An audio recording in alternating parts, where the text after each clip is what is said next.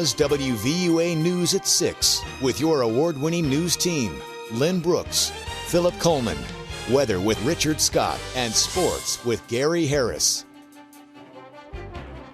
There's something happening this week that brings thousands of people to West Alabama.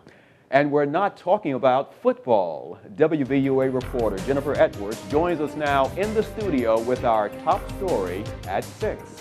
This year's Moundville Native American Festival is officially underway. Already, people from all over Alabama and surrounding states have come to West Alabama to get a taste of the southeastern Indian culture. You can pick your own color and stuff, so that's the most fun part I've seen. For the little ones, getting their faces painted may be the most exciting part of the Native American Festival. But demonstrators say it's important for children to know what life was like in West Alabama hundreds of years ago. A 12-year-old Choctaw kid could live on his own planet Earth with no life support system, and no modern people can. So in some ways, we've lost a lot. So I try to tell them that, the planet here provides all you need if you know how to do it. Kind of opening their eyes, one, that nature is wonderful. And there's so many things around you that can wow you if you just, kind of give it a chance. For fourth grade teacher Denise Bonds, the festival is a way to bring history to life for her students. They had a variety of different questions that were asked in the classroom that when they came out here, they were like, I see it. So it's been a very positive experience. Hall says things have changed so much over time, some children find it hard to believe this way of life even existed. Is the chicken real? Is the fire real? Are you real? And you do not get mad at them, but you have to look at why they're asking you that, because nothing is real today. It is digitized. It is on a CD. Has been changed in somehow. So their question is very relevant. From cooking over an open fire to making a bow and arrow, thousands of visitors will come to West Alabama this week to experience Native American life. The festival runs through Saturday. Philip, Lynn? All right, thanks, Jennifer. On your election watch, we're giving you a closer look this week at one of West Alabama's most closely watched local races.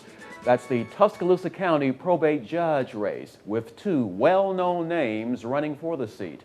Probate Judge Hardy McCullum has held that office for more than 35 years.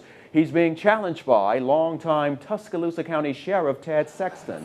The two met this week for a forum hosted by the Rotary Club of Tuscaloosa. The candidates talked about many topics, including their management styles. So we can fully understand their positions. I'm asking that you... We believe in accountability, accessibility, that we empower people to do their job, allow them to move forward. I'm the type of person that likes to get things done. Recognize when somebody is involved in exceptional service. I do not micromanage our staff. I don't lord over people. I expect to hire good people. I hold them accountable, and I ask them to perform at the highest level and bring their expertise, of which they were hired to bring, to their job. The election is November 6th. That's 26 days away, and if you haven't registered to vote, time is running out. According to the Alabama Secretary of State, the deadline to register closes 10 days before an election. And if you're voting by absentee ballot, it must be postmarked no later than the day prior to the election or hand-delivered to the absentee election manager by 5 p.m. on the day prior to the election. Now, you can learn more at the Secretary of State website. For a shortcut, just go to WVUATV.com, or you can call their office at 334-242-7210. On your Health Watch, getting a check on your health. The University of Alabama held a health fair for employees today, and with the election coming up, this year's theme, Elect to be Healthy. It's the 17th year for the health fair. Participants were able to get free health screenings, also got their flu shots.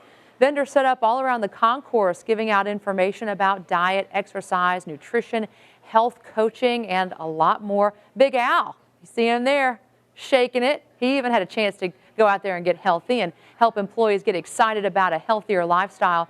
We spoke with Dr. Rebecca Kelly, who told us UA's Health and Promotion Department says you can start getting healthy by learning your numbers. It's important to know your number, and it's important to hold your numbers or improve upon those numbers through, again, just health improvement opportunities, exercising, eating right, perhaps losing some weight. If you need to be on medicine, taking your medicine and staying on it. Dr. Kelly also added awareness is the first step to being healthy, and you must be willing to change your behavior. The countdown is on for Bama's big showdown in Missouri against the Mizzou Tigers. This marks the first season in the SEC for Missouri, and so far they are 3-3, but the Crimson Tide is undefeated and ranked #1 in the nation. The game will be played at Memorial Stadium in Columbia, Missouri. The kickoff is scheduled for 2:30 p.m. and it will be televised on CBS. The April 27th tornado devastated most of the community of Holt. But one family is bringing signs of life back to the community in their own unique way. Oscar Fulgham was raised and lived on a farm his whole life, so when his nephew gave him a butterbean seed, his first instinct was, of course, to plant it. Fulgham's nephew grew a butterbean seed of his own that grew to 6 inches, but Fulgham's plant quickly outgrew his nephew's, topping off at 11.5 inches long, 2 inches wide. Fulgham says he never imagined it would get this big. Well, I grew up on a farm, so I do have a little knowledge of farming. So this gave me an idea one day when I was out doing anything. I said, I got some seeds. I'm gonna plant one, see what happens. And as you see, this is the result of it. Now, Fulgham is also trying to see if his bean broke a record. If not, he wants to grow an even bigger one next year. And this is the said bean. So we have possibly a future record holder. What do you think about that is truly amazing. It's got to be a record breaker. I mean, a bean that big. It's about as big as your head. Not something you see every day. And he says he wants to grow one even larger. Yes, he does. It's about as tall as your face right there. Yeah, can't wait to see that. A bean bigger than that one. Amazing stuff. Yeah. And